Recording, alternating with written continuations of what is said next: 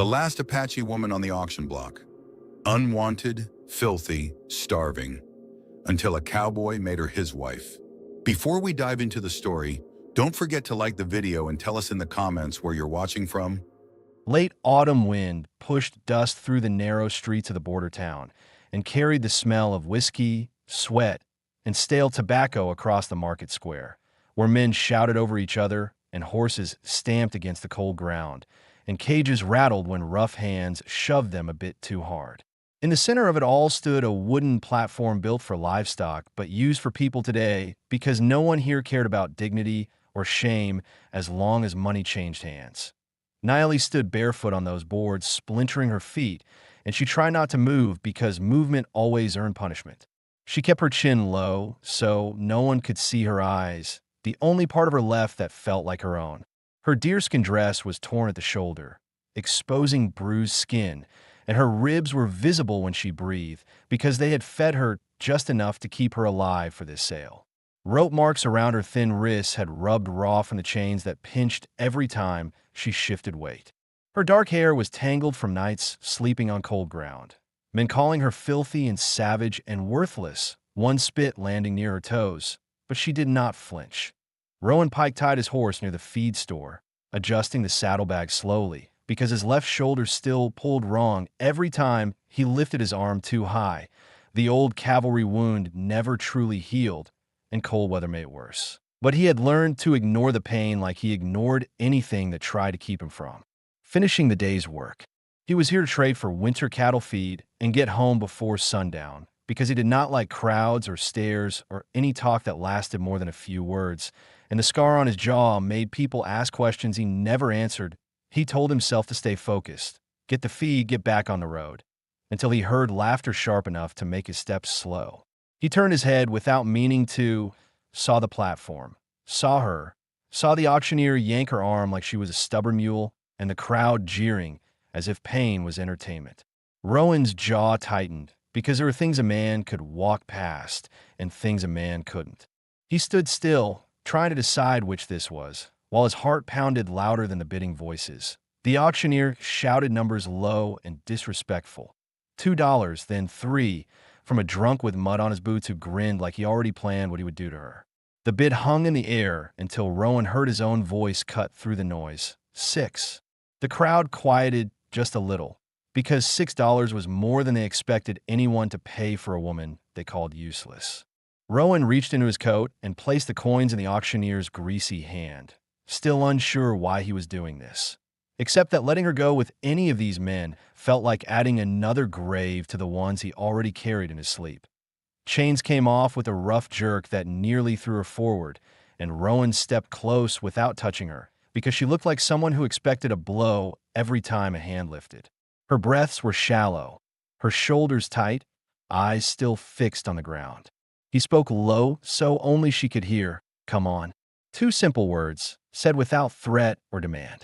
Then he guided her away from that square, and the voices faded behind them, replaced by the sound of his boots on hard-packed dirt and her quieter steps trying to match his pace. Though she stumbled once from weakness, he brought her to the horse trough behind the feed store, where water remained clear from the morning refill, and he dipped a tin cup into the cold surface, then set it in her hands. She hesitated, waiting for permission, then drank too fast and coughed, water spilling down her chin. So he filled it again, and this time she paced herself because she did not want to look weak in front of him, even though she knew she already did. Rowan pulled a folded wool blanket from his saddlebag, the one he used on bitter nights under the stars, and he draped it over her shoulders, careful not to startle her, because she looked like someone who had been startled too much already. The blanket swallowed her thin frame, and she closed her eyes for one long moment, as if the feel of warmth shocked her more than the cold ever had. She tried to speak, a single breathy sound that might have been a word, or maybe just a tremble, but no sentence followed, and Rowan didn't push her for answers. He didn't even ask her name yet. He just looked toward the road leading home, and knew he had made a choice he couldn't undo, a choice that felt heavier than work, but lighter than loneliness. And without saying another thing, he helped her into the saddle in front of him so she wouldn't fall. Yes, they rode out of town, the market noise fading into distance, Nayeli clutched the blanket tight around her chest where the dress had torn, afraid of everything waiting ahead, yet more afraid of being dragged back behind those fences. Rowan kept one steady hand near her waist, not grabbing her, only making sure she stayed upright.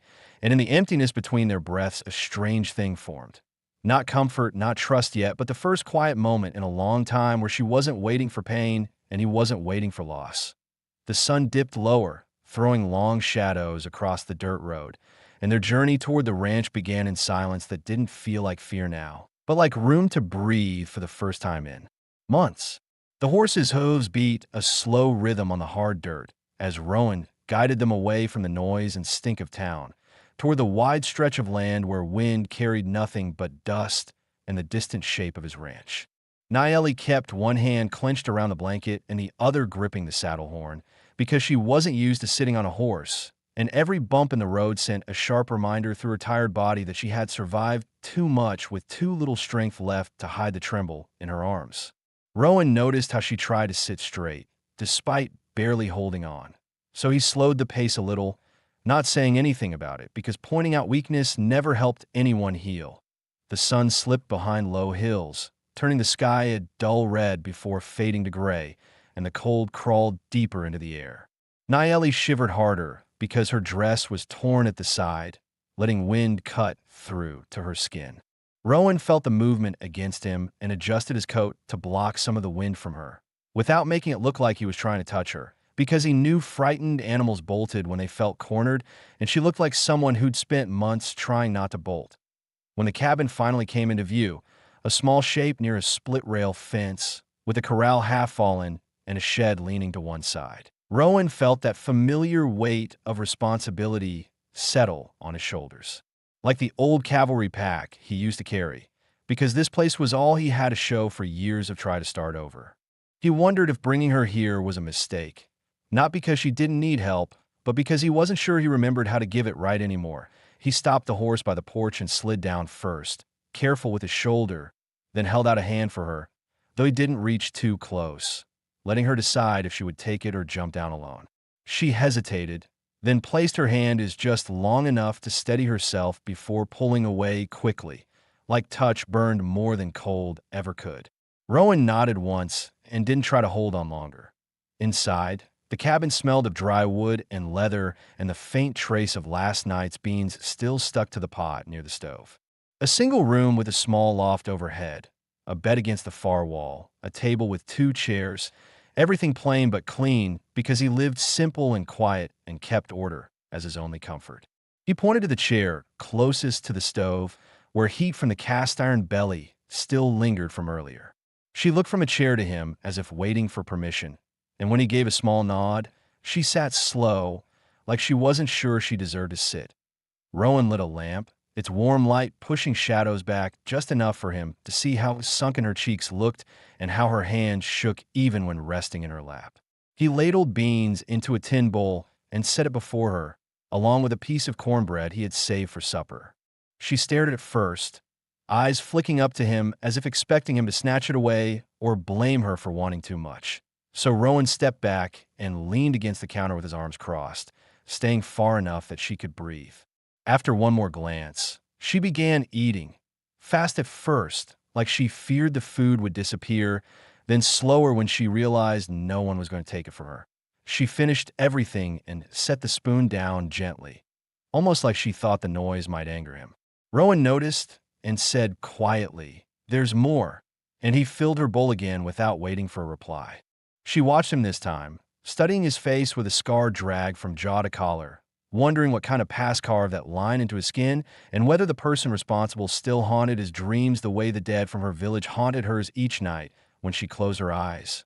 Once she could eat no more, her hands rested on the blanket she still pulled tight around her chest, because the torn neckline of her dress exposed more skin than any woman wanted to show before strangers. But she had nothing else. Rowan noticed the way she curled her shoulders inward to hide herself, so he moved quietly to a trunk by the bed, pulled out a clean shirt, soft from years of washing, and laid it on the bed for her without comment, before stepping toward the door and saying, "Lo, you can change. I'll check the barn." He made sure she knew he would not watch or cross any line she didn't set. Naeli waited until the door shut and his steps faded outside before she stood, the blanket slipping slightly, and she held it close with one hand while the other touched the shirt. She looked around the small cabin, the bed neatly made, a folded quilt waiting at the foot, shelves holding only what a man needed to get through winter, and something in her chest loosened just enough to let one careful breath out because nothing here looked like the places she had been kept before. She changed quickly, slipping into the oversized shirt that covered her torn dress completely and felt softer than anything she had worn in months. The fabric warmed against her skin, and smells of wood smoke and soap reached her nose, strange and comfortingly human. She wrapped the blanket around her waist like a long skirt to hide her legs, then sat again, staring at the lamp flame as if time itself had stopped moving long enough for her to try to understand why this man would give her anything without demand. Outside, Rowan checked the barn doors, fed the horse, and kept himself busy longer than necessary because he didn't want her to feel rushed. He thought about what tomorrow would bring, whether she would stay or vanish before dawn if she feared him like she feared every other man who had controlled her fate, and he hoped she would at least rest one night without chains or shouting or hands forcing her where she didn't want to go. When he finally returned, he opened the door slow and saw her sitting straighter, cleaner, warmer, still alert, but not bracing for a blow. And he realized there were questions between them, heavy as the winter sky pressing low outside. Where'd she come from? What had she lost? Would someone come looking to take her back? Had he just invited danger into his home again? But he didn't ask any of them, because some answers hurt more when spoken aloud, and he wanted her to have one night without explaining pain. "Fire will last a while," he said, as he set another log into the stove. "You take the bed. I'll sleep by the door." Her eyes widened with confusion, because no man had ever offered comfort without a price. She shook her head slightly, gripping the blanket closer, but Rowan wasn't asking. He laid a second blanket on the floor, rolled his coat into a makeshift pillow, and sat down with his back against the wall near the door, where he could hear if trouble came. Naeli watched him settle there, watched him choose discomfort without hesitation, and something inside her, something buried under months of fear and hunger, flickered like a spark waiting for air. She whispered faintly, "Why?" Her voice was rough from days without speaking. Rowan kept his eyes on the fire and answered, honest, because nobody deserves chains. The wind outside rattled the cabin window, but inside, silence stretched thick and steady. Not the silence of punishment or dread, but the kind that felt like safety trying to take its first breath. When Naeli finally laid down on the bed, pulling the quilt over herself, she kept watching Rowan until her eyes refused to stay open any longer, and sleep came without nightmares for the first time since her world had burned. Tomorrow would bring questions and work and the long road of rebuilding what life had taken. But tonight, two strangers kept watch over the same fire, and nothing in the darkness outside could take that away. Weak morning light slipped through the small cabin window, a pale stripe across the floor that slowly reached Rowan first, where he slept sitting up, back against the door, rifle leaned close by in case anyone decided night was a good hour to take what didn't belong to them. But nothing had come. No boots in the dirt outside. No shouts. No fists on the wood. Only the wind passing through the dry grass around the cabin while he stayed awake longer than he should, listening to every sound, because he had brought danger home whether he liked it or not. Naeli stirred under the quilt, her eyes opening slow like she wasn't sure where she was, expecting the same nightmare with walls or metal bars. But instead she saw plain planks, a stove cooling down, and Rowan, asleep, sitting upright like he refused to let down his guard even for one night. Her breath caught, because she wasn't used to being the one inside while someone else kept watch outside the fear. She sat up, the blanket and oversized shirt slipping slightly from her shoulder, and she pulled them back quickly out of habit, because she remembered how yesterday the auctioneer's hand had grabbed her and how easily strangers decided what part of her body they owned. Her fingers tightened in the fabric, as if hiding her skin could hide every memory that clung to it. Rowan opened his eyes without moving much, trained from years of sleeping light, and his gaze went first to the door, then to her face, just long enough to show he noticed she was awake. He stood slow because his shoulder complained immediately, that sharp pull he always ignored. And Naeli watched him for signs he might be in pain he wouldn't admit, noticing the small twist in his jaw every time he pushed his arm too far. In that moment, she learned something about him. He would work until his body broke before ever asking help from anyone. He poured water from the jug into a tin cup and set it on the table near her. Not too close, because he had seen the flinch in her eyes the night before whenever movement surprised her, and he stepped back, giving her room to breathe. She drank slower now than she had with the first desperate gulps, and she wiped her mouth with the back of her hand, still afraid something in this kindness might change suddenly. Rowan nodded toward the stove. "Breakfast soon," he said, voice rough from silence. And he set beans to warm again because that was what he had, plain food but steady, enough to keep strength from leaving them when winter reached harder days. She watched him work, each motion quiet and careful, and her thoughts tried to piece together the questions that had kept her awake before sleep took her. Why did he buy me? What does he want? Will others come? Am I safe here? Even for a day? Rowan seemed to sense the weight of those unspoken fears, because after a long moment, he finally answered one of them without being asked. "You're not here to serve me," he said, eyes fixed on the pot, not on her, because truth was easier to hear when it wasn't forced into someone's stare. "You're not owned," he added, correcting the lie that Chains had tried to make real. She swallowed hard. No one had ever said that to her in English, not like a promise. When breakfast finished, he placed half before her and sat in the other chair with his own bowl, not rushing her, but eating slow enough she wouldn't feel eyes pressing on her every bite. When they were done, he stood and grabbed his coat, motioning briefly toward the door. "Come outside," he said, not commanding, just offering. She followed, cautious, stepping out into cold air that bit at her bare feet, before Rowan noticed and went back inside, returning with a pair of wool socks that looked too large for her but would keep out the worst of the cold. She stared at them a moment, confused, then slid them on shyly, her toes curling in the unexpected softness. Outside, the land spread wide and empty in most directions. Yellow grass stretched toward a low ridge, the corral fence leaning with age, a few chickens clucking by the shed.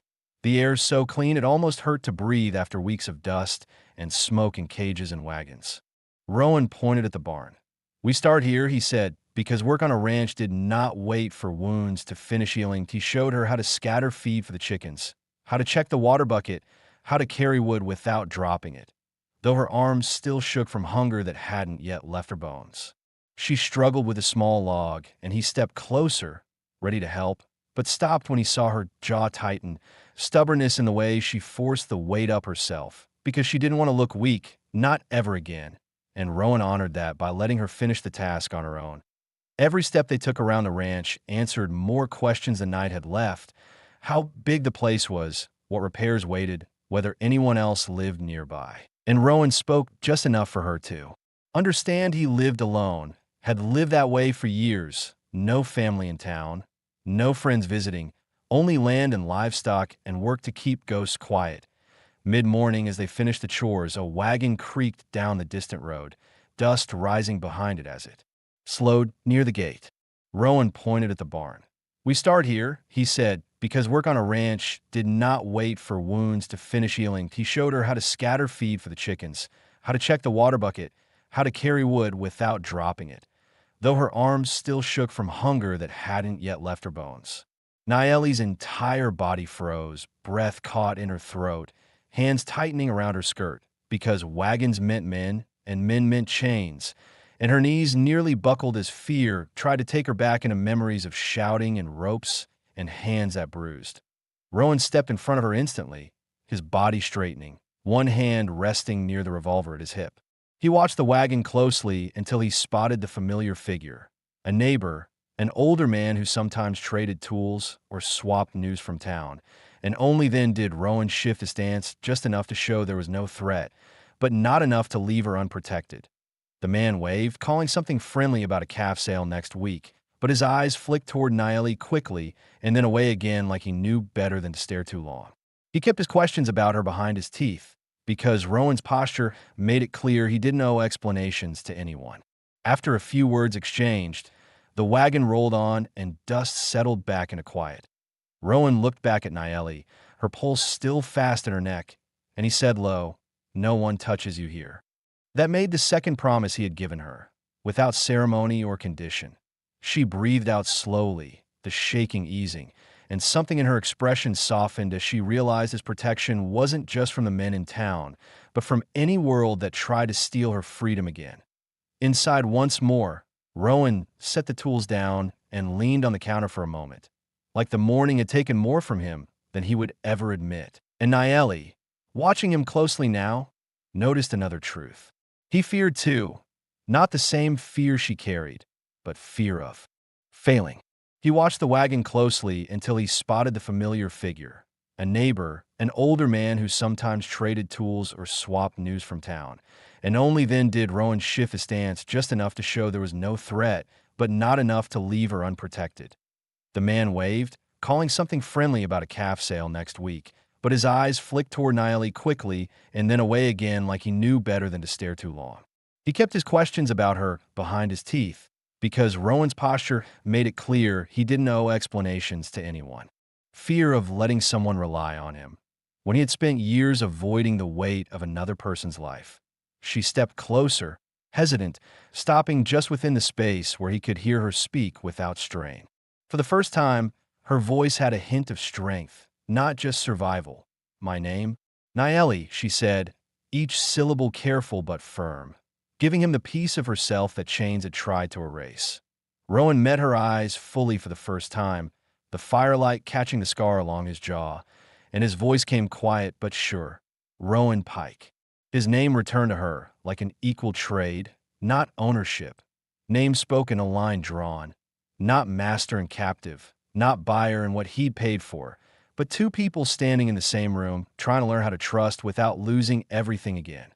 The day outside kept moving and winter kept coming, but inside that cabin something steadier than fear took the first real shape of belonging, built not from promises forced, but choices made, one small step at a time. Fear of letting someone rely on him, when he had spent years avoiding the weight of another person's life. She stepped closer, hesitant, stopping just within the space where he could hear her speak without strain. That afternoon, the sky lowered, thick with gray clouds, and Rowan checked them twice because weather in late autumn turned fast, and if a storm came, he needed everything tied down, water barrels covered, tools in the shed, animals sheltered, and he worked with quiet urgency while Naeli followed close, trying to understand what belonged where and how this land breathed through the changing seasons, because she had lived in camps that moved with the sun, never in one place long enough to memorize the ground beneath her feet. Rowan kept glancing toward the ridge and toward the road they had traveled yesterday. Not nerves, but habit, a soldier's memory that danger always came from distance first. And Naeli noticed how he positioned himself. Whenever they were outside, always between her and anything unfamiliar, a stance that showed he expected trouble eventually, even if he never said it aloud. Fear of letting someone rely on him, when he had spent years avoiding the weight of another person's life.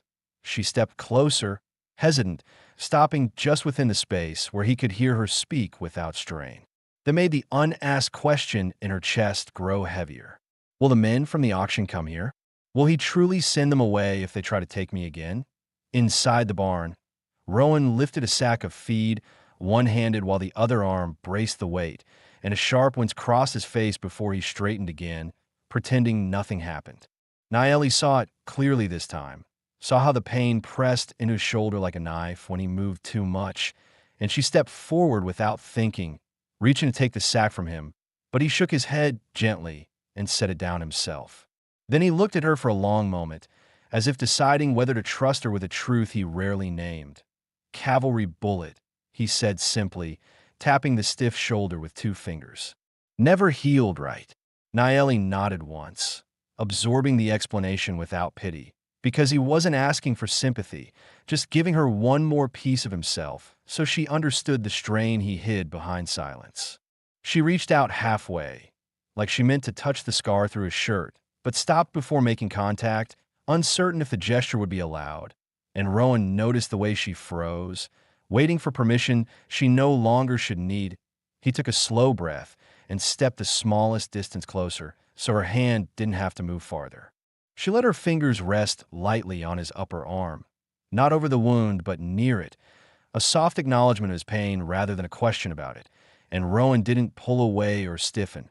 He only let that touch exist long enough for her to know he didn't fear it. The moment ended when thunder rolled far away, and Rowan turned back to work because he didn't want her seeing how much that tiny bit of closeness stirred him. Something warm and frightening because he had told himself he stopped, needing the kind of nearness years ago. Later, as the wind picked up, Rowan handed her a hatchet and pointed to a line of logs stacked near the barn, showing her how to split one safely. Hand steady, feet planted. He stood close enough to guide her, but not so close she felt crowded. After he showed her once, she tried on her own, the hatchet slipping first, then finding its mark, wood cracking open, sharp and satisfying. Naeli straightened a little taller, the small spark of pride in her shoulders not missing Rowan's quiet smile when she wasn't looking. Questions still hovered. Where she would sleep tonight, what she was expected to do tomorrow, what would happen if she failed at any task, and Rowan answered them one by one without her ever asking. "You take the bed again," he said while stacking the firewood she split. "I'll keep the floor." Then he added, "Work stops before dark. No pushing past what you can do," making clear he wasn't measuring her worth against strength she didn't have yet. When the last chore was done, they stepped inside just as rain began in thin, cold needles, and Rowan set a pot of potatoes on the stove because variety helps strength return faster than beans alone. Naeli sat on the chair she liked near the warmth, and Rowan noticed she no longer waited for his nod to sit. A small shift, but meaningful. She was beginning to believe the chair belonged to her as much as him. Her eyes drifted to his coat hanging by the door, the old cavalry emblem barely visible on the sleeve, and she spoke softly, English stitched together with care. "War hurt you?" Not a question, but a truth she asked him to confirm. Rowan didn't look up from the stove. "Hurt a lot of men," he answered. "Some didn't come home. I did." That pause heavy with the names of those who shouldn't have stayed on the battlefield, but had. Naeli listened without asking for details because some stories only came when minds were ready to speak them. She then placed her hand over her own chest, where her heartbeat still raced quicker than calm should allow, and she said in her language first, then in English, "My people gone," the words thin but clear. Rowan turned toward her fully this time, meeting her eyes like acknowledging loss without prying open every wound already bleeding inside her. "Here," he said steady, "you are not alone." And though that promise did not erase the memories of a camp turned to smoke, it gave her something the past never could. A tomorrow. After supper, Rowan checked the windows and the rifle by the door again, because men who believed they owned her might come looking once they realized $6 disappeared out of their pockets. He made sure she saw him do it, so she would know preparation was not fear but readiness. He spoke one more thought before settling on the floor. "If they come, they won't get past me." No bravado, no loud vow. Just truth spoken as quietly as the lamp flame flickering near his boots. Naeli lay under the quilt again, but this time her eyes didn't stay wide in the dark. She watched him a moment, studying how his chest rose slow and steady as exhaustion began to pull him towards sleep, and instead of fear tightening her throat, a fragile calm took its place, built from his actions, not his words. Before sleep claimed her fully, she whispered something too soft for Rowan to hear, a word from her mother's tongue that meant hope, and the wind outside faded from a roar into a low rustle as rain eased. The cabin holding two people learning how to be alive again, not just surviving. Tomorrow, trust would grow another inch, and fear would step 1 inch farther away from the bed where she slept by choice now. Not because she was allowed, but because this place, for the first time in too long, felt like somewhere she might belong. He spoke one more thought before settling on the floor. "If they come, they won't get past me." No bravado, no loud vow.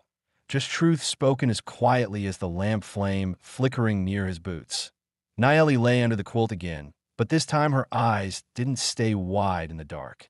Rain stopped sometime in the night, leaving the ground soaked and the air sharp with cold when morning came, fog clinging low over the grass like the land hadn't made up its mind whether to breathe yet. Rowan stepped outside early to check the corral fence and make sure the storm hadn't knocked anything loose, because animals would test weakness every chance they got. Naeli stayed inside, warming her hands near the stove until she heard the door creak and saw him carrying a wooden bucket of water that sloshed up over his boots, shoulders stiff but steady. She stood and moved quickly to help him with the door, fingers brushing the wood where old bullet holes had been patched, tiny marks Rowan never talked about, but left reminders that danger had found him before she ever did. Rowan noticed her looking, so he answered the question her eyes asked.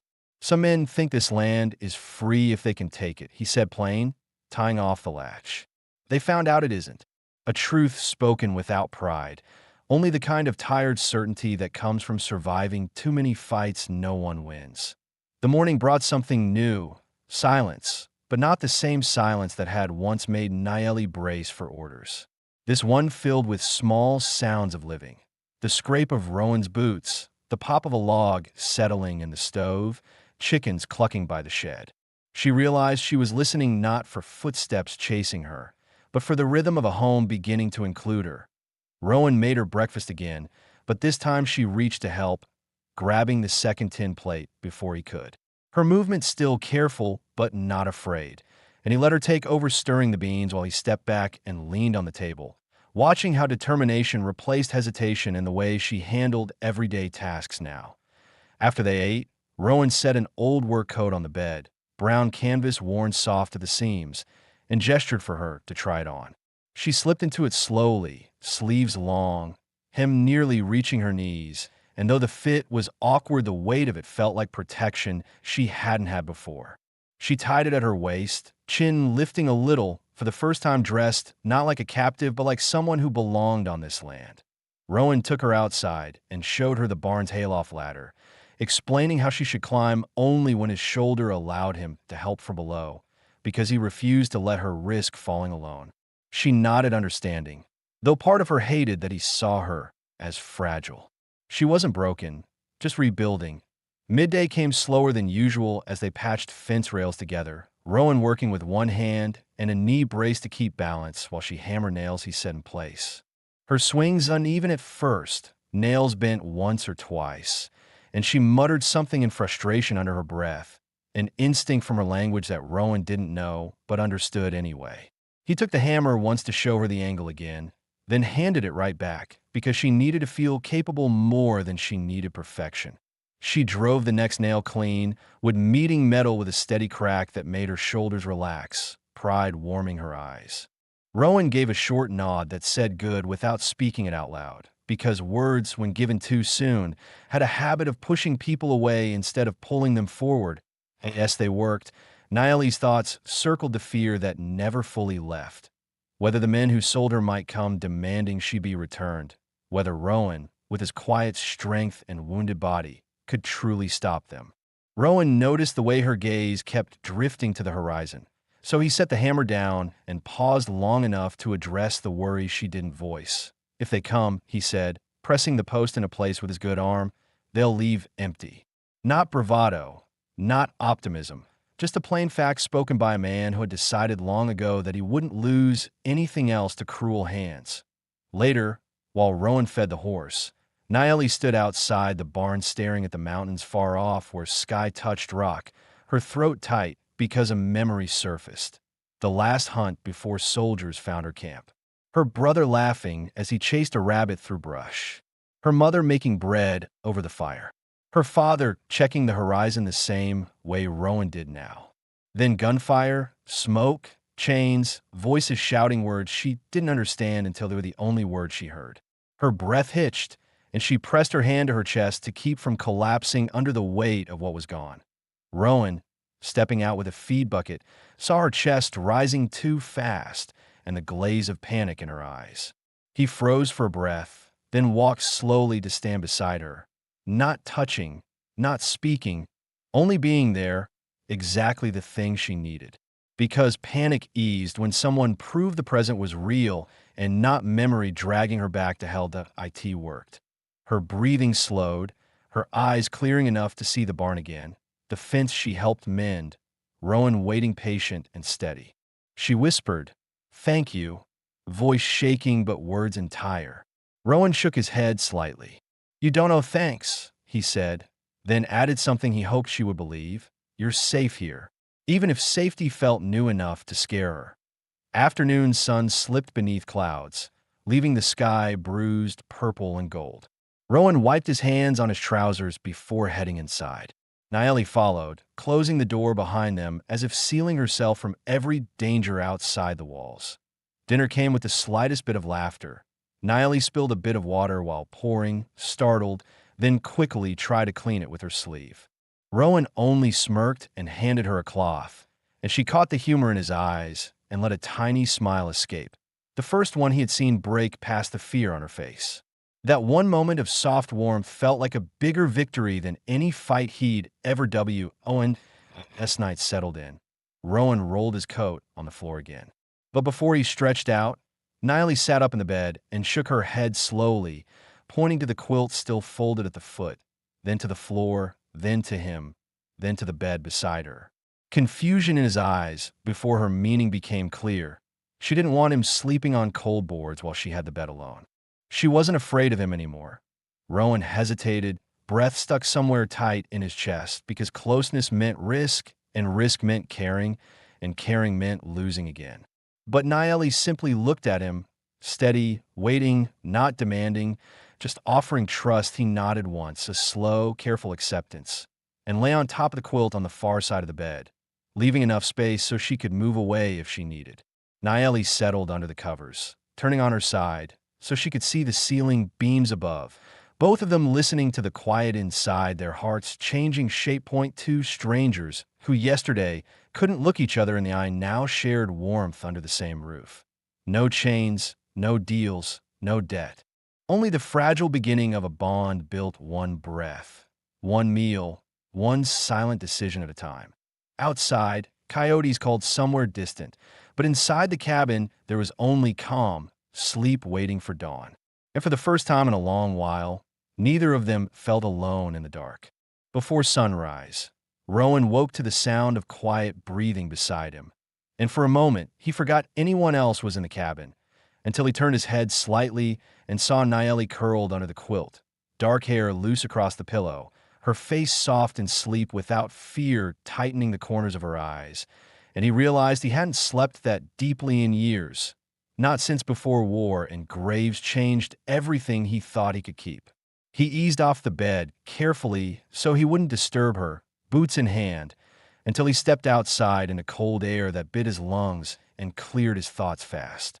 He checked the horizon automatically, because morning was the hour men with bad intentions often rode out, and the road was empty, the world still quiet except for the rustle of grass wet from yesterday's rain. Inside, the stove still held the faintest heat, so Rowan added kindling and coaxed the fire back to life, the light flickering low across the cabin just as Naeli opened her eyes, uncertain for a blink before remembering where she was. She pushed herself up slowly, coat still wrapped around her shoulders, and glanced at Rowan like she wanted to be sure he hadn't changed his mind overnight about letting her stay. He didn't speak right away, only handed her a tin cup of warm water, and she nodded in silent thanks before drinking, comfortable enough now that she didn't look away from his eyes while she did it. And Rowan noticed that change, small but real, the kind of shift that meant trust wasn't something she felt forced into anymore. After breakfast, Rowan said they needed to check the north fence, the oldest part of the property that always took the worst beating from wind, and Naeli put on the coat. Properly this time, tying it without hesitation, ready to work, not waiting to be told where to stand or what to hold.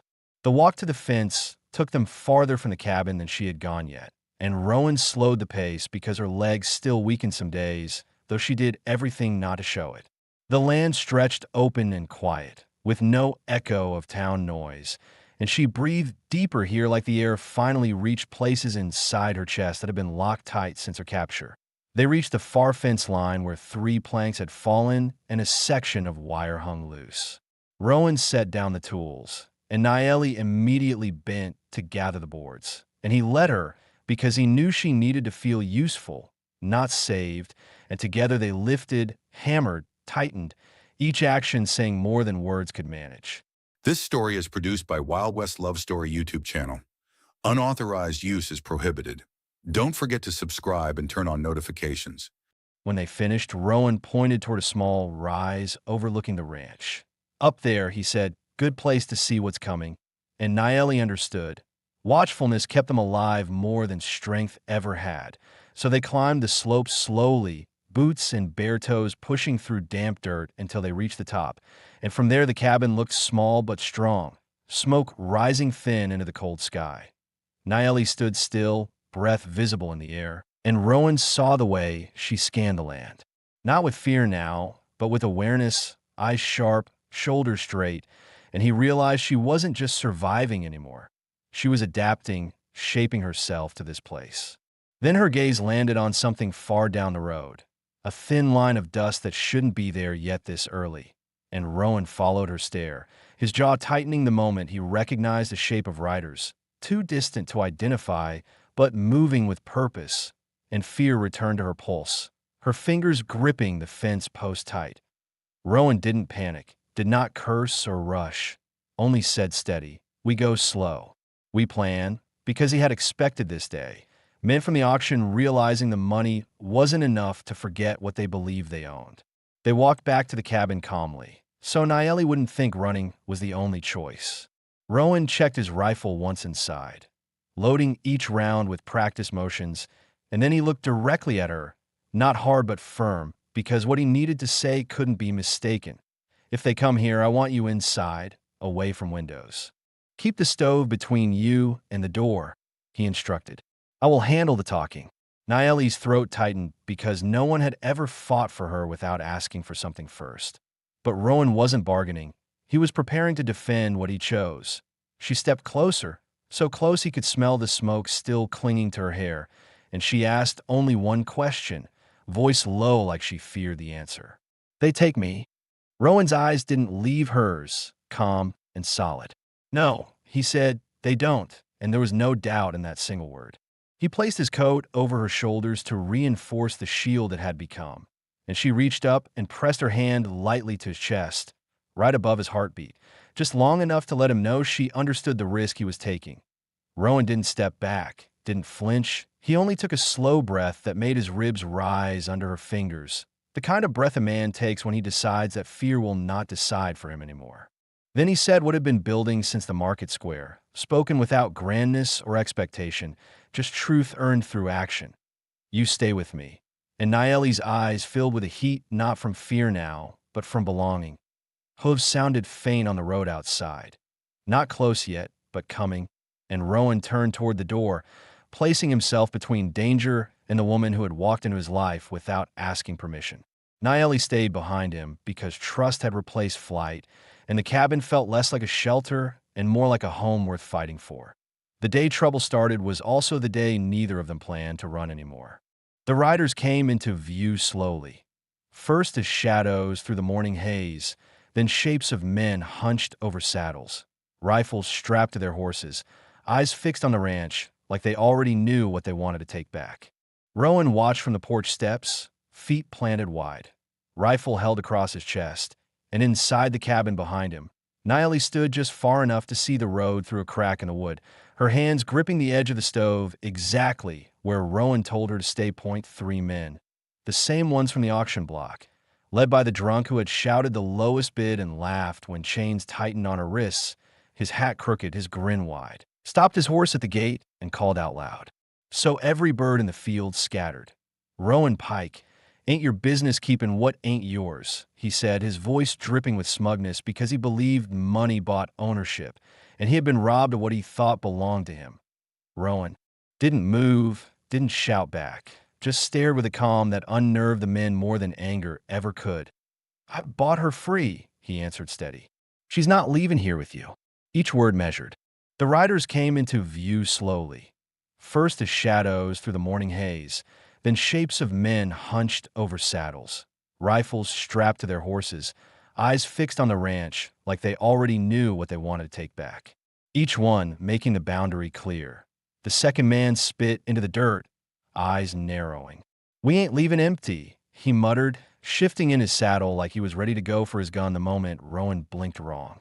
Naeli's heart climbed fast into her throat as she recognized that look. The same hunger she saw in town when they handled her like livestock. Rowan lifted his rifle a fraction, not aiming yet, but enough to state what he would do if one boot touched his porch, and his voice didn't rise above a calm threat. No one crosses that fence.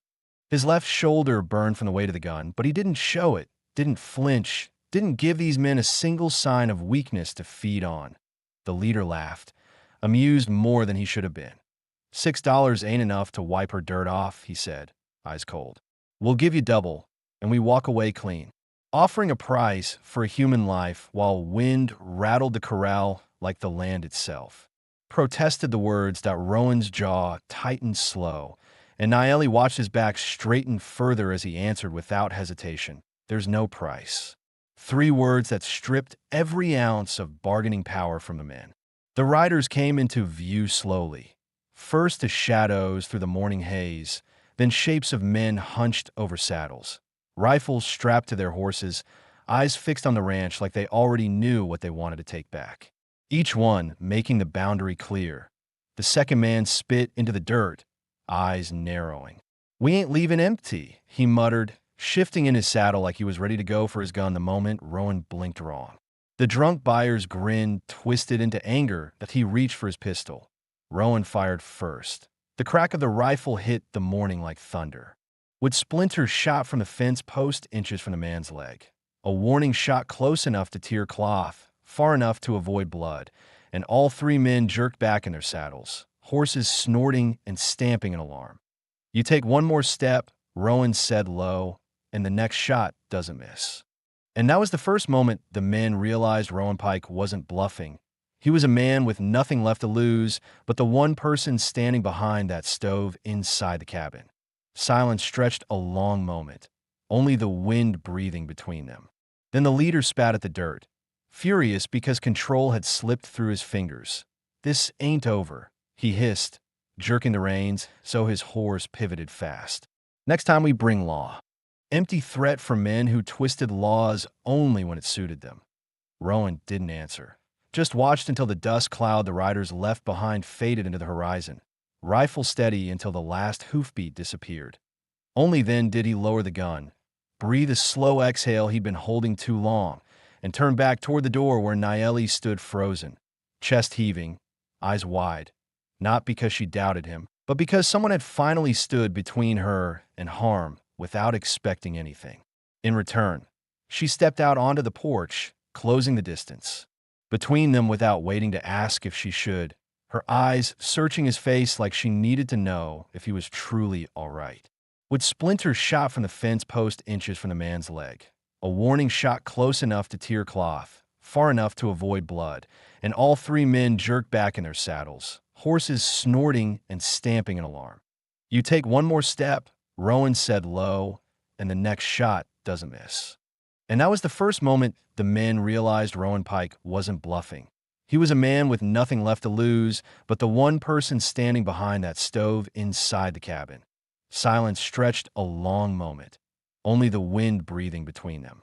Rowan tried to brush it off, shifting his shoulder to hide how badly it throbbed now. But she reached for his arm before he could turn away. Her fingers traced the muscle near the old injury, gentle, steady, offering comfort instead of taking it.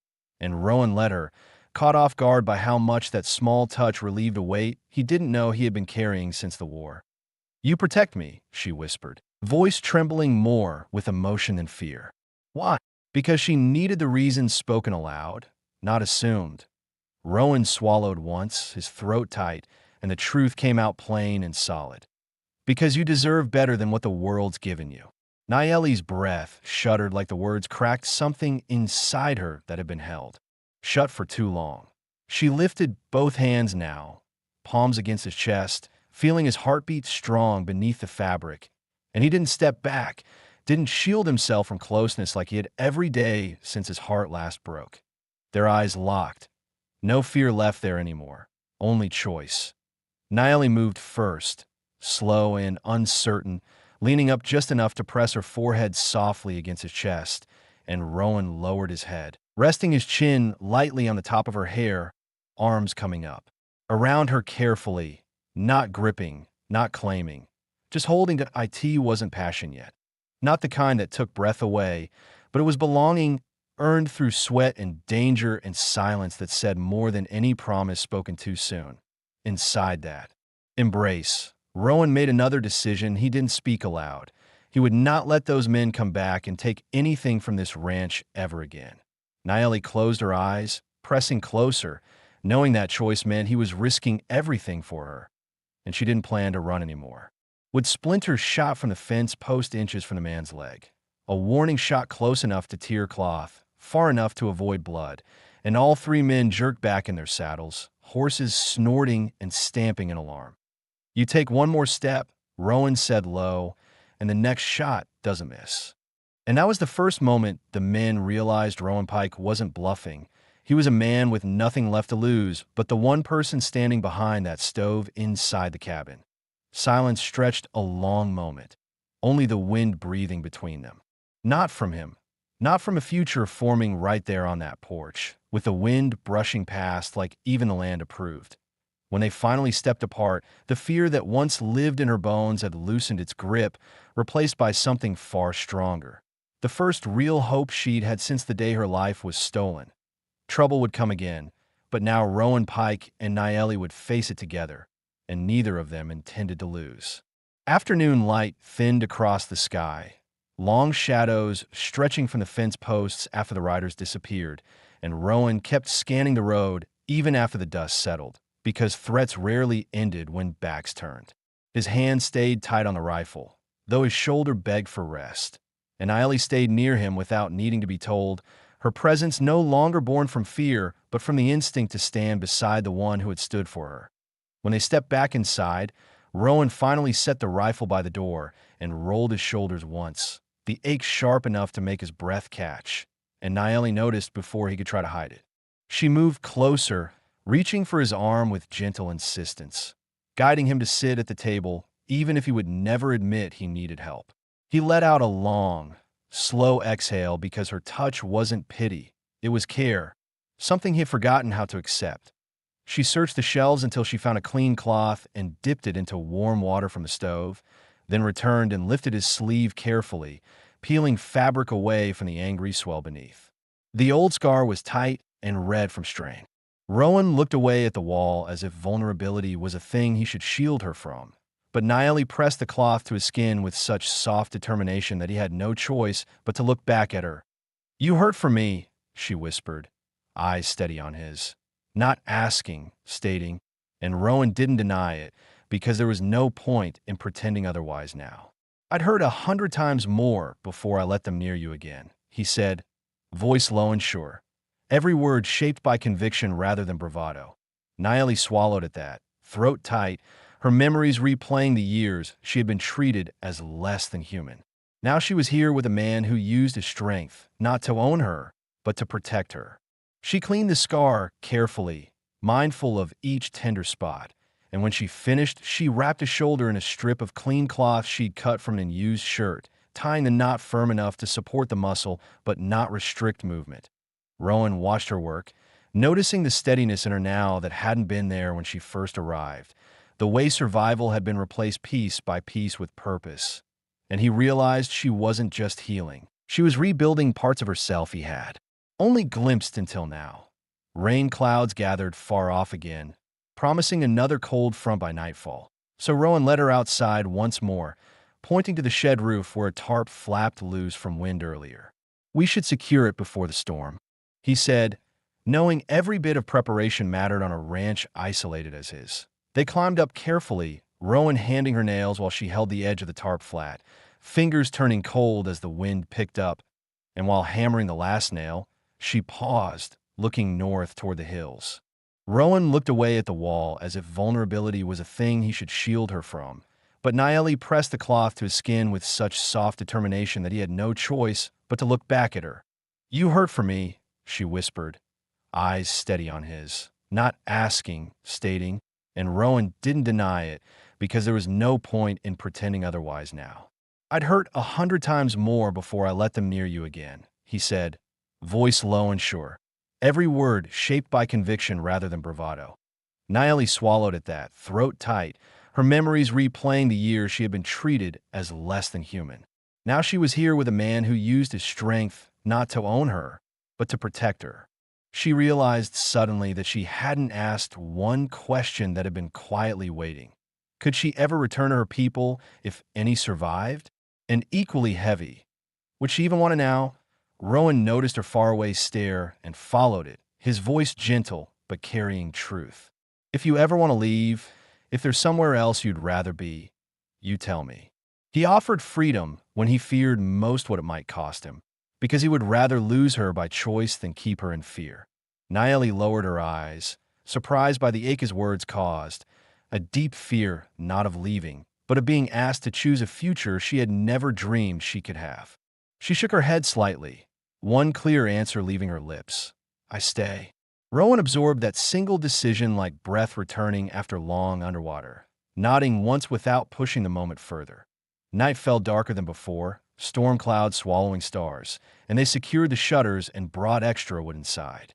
Rowan double-checked the rifle and laid it within reach, but this time, when he looked toward the bed, he didn't hesitate. He walked there as if his place had already been decided by what passed between them on the porch earlier. Naeli lay beneath the quilt waiting, the space she left for him smaller than the night before, an invitation without a word spoken.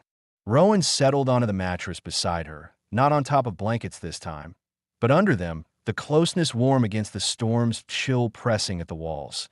Lightning flickered through the window cracks and thunder rolled across the valley, and Naeli startled once. Instinct buried deep, but Rowan reached out slowly, giving her time to pull away if she wished. She didn't. He let his arm rest around her shoulders, her body sinking into the security of that embrace like it had been missing all her life.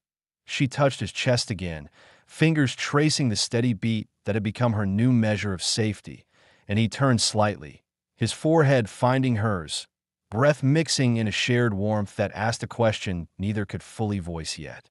Naeli tilted her head, just enough for her lips to brush the corner of his mouth, a tentative touch testing whether the hope inside her was allowed to grow. Rowan answered by closing that inch of distance and kissing her slow, careful, without taking more than she offered, a kiss that asked for nothing but promised everything. The storm raged outside, but inside the world quieted to only the sound shared between two hearts learning the shape of each other's healing. When they finally rested, still wrapped together, Naeli whispered a new English phrase she had practiced silently for days, but save for the moment, she truly meant it. With you, I am free. Rowan pressed his hand gently against the back of her head, a silent vow forming in his chest. As long as he breathed, that freedom would never be stolen again.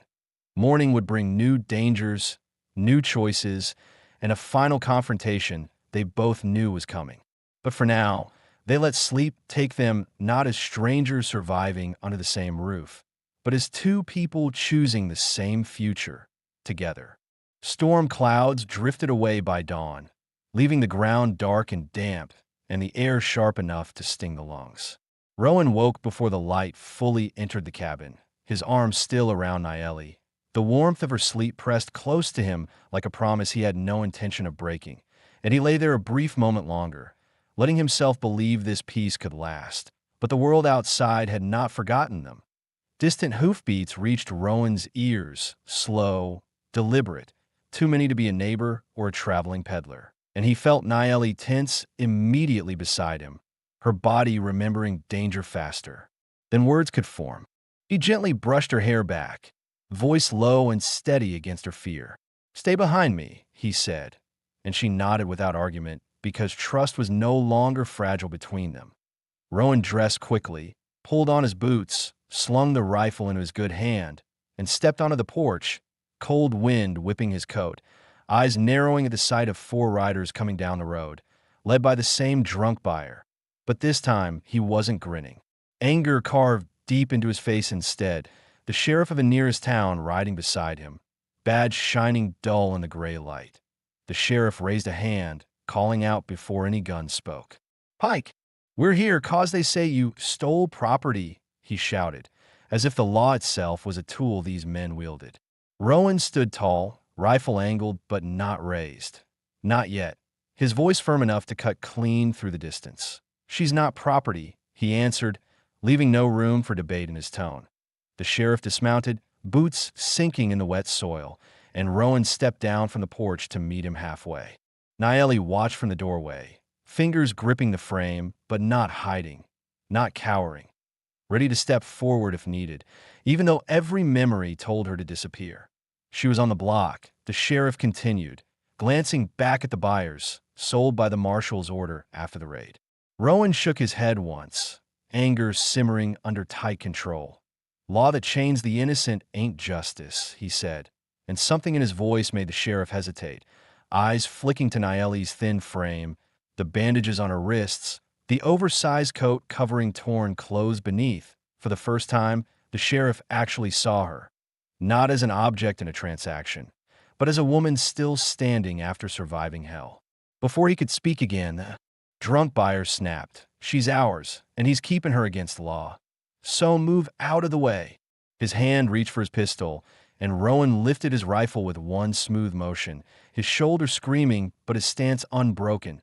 "Touch that gun," Rowan growled, "and I drop you where you sit." No bravado, just truth. Naeli stepped onto the porch fully now, voice trembling but strong enough to be heard. "I choose him," she declared in clear English, pointing to Rowan with a hand that did not shake. "I stay here. We're here 'cause they say you stole property," he shouted, as if the law itself was a tool these men wielded.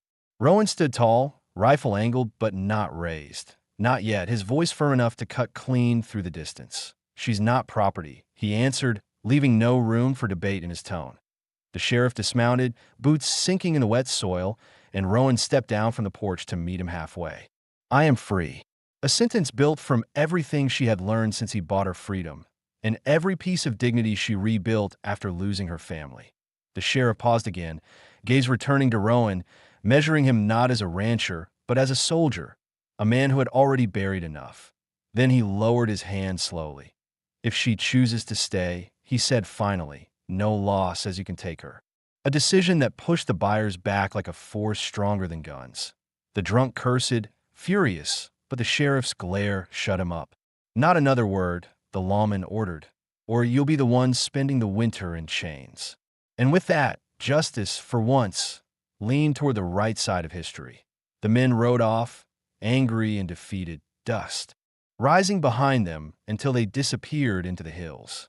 "We're here 'cause they say you stole property," he shouted, as if the law itself was a tool these men wielded. Rowan stood tall, rifle angled but not raised. Not yet, his voice firm enough to cut clean through the distance. "She's not property," he answered, leaving no room for debate in his tone. The sheriff dismounted, boots sinking in the wet soil, and Rowan stepped down from the porch to meet him halfway. Rowan didn't lower his rifle until the last figure faded from sight. Only then did his knees soften from the relief of tension locked in place too long. Naeli rushed down the steps to him, hands on his chest, her eyes searching his face as if counting every breath he took, and he rested his forehead against hers, letting his rifle drop to his side, both of them breathing the same air like they had earned it. "That was the last time anyone comes to take you," Rowan said, voice cracked with emotion. He could no longer hide. Naeli nodded, tears slipping silently down her cheeks. Not from fear now, but from knowing her future was no longer controlled by chains or iron or strangers with money. Inside the cabin later, Rowan gathered the courage to speak what had been growing inside him since the moment he saw her on the auction block. "You stay here as long as you want," he began, staring into the fire because vulnerability was harder than gunfights. "We're here 'cause they say you stole property," he shouted, as if the law itself was a tool these men wielded. Rowan stood tall, rifle angled but not raised. Not yet, his voice firm enough to cut clean through the distance. "She's not property," he answered, leaving no room for debate in his tone. The sheriff dismounted, boots sinking in the wet soil, and Rowan stepped down from the porch to meet him halfway. Then he turned to her, steady and certain. "But if you'll let me, I want you as my wife." Naeli stared at him, not shocked, not unsure, only overwhelmed by how far she'd come from a cage where she expected death to a home where someone offered her a lifetime. She stepped closer, placing her hand over his heart, the same place she had found his steadiness every time fear returned. "Yes," she whispered, "I stay as your wife." Her words solid as the land beneath their feet. Rowan closed his eyes for a second, a breath leaving him like a prayer finally answered. He pulled her gently into his arms and kissed her, this time not tentative, but full of a future he intended to build with her hand in his. Sunlight finally broke through the clouds, shining across the valley, touching the roof of their cabin where morning smoke curled softly upward, animals calling for feed, a day's chores waiting, life continuing on. But everything was different now. Two people who once had nothing left now had each other. And no more running, and no more chains. Only the quiet act of staying. Hand in hand, Rowan and Aieli stepped forward into a new beginning, a future chosen freely, a love built on courage, a home earned through survival, and a promise kept forever.